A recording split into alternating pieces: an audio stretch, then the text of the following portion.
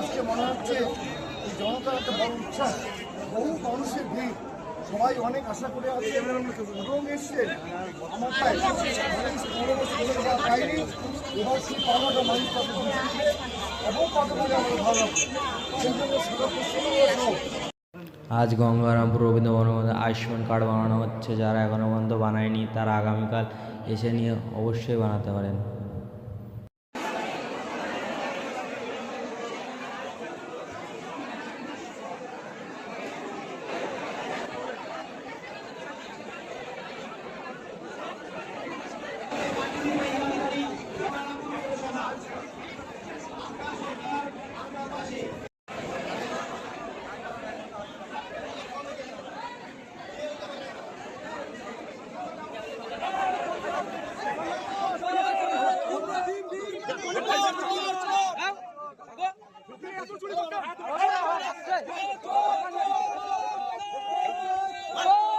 Councillor নির্বাচিত হয়েছেন, chairman নির্বাচিত হয়েছেন, ভাইস চেয়ারম্যান নির্বাচিত হয়েছেন, প্রত্যেকেই ছাপ্পা ভোটে নির্বাচিত হয়েছে।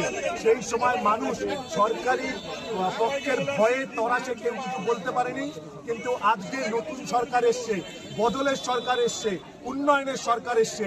সেই সরকারের মানুষ তার মুখের ভাষা বলার স্বাধীনতা পেয়েছেন।